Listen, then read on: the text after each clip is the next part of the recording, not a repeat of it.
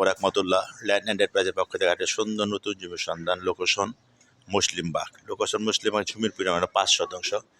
খুব সুন্দর জমিটা আমি দেখাচ্ছি আপনাদের। আমাদের বাউন্ডারি ধরে, এই বাউন্ডারি ধরে দেখেন, খুব সুন্দর জমি। যারা বাড়ি করতে চান, এই রাস্তা যারা বাড়ি করতে চান এক্ষুনি বাড়ি করতে পারবেন, এক্ষুনি বাড়ি করতে পারবেন।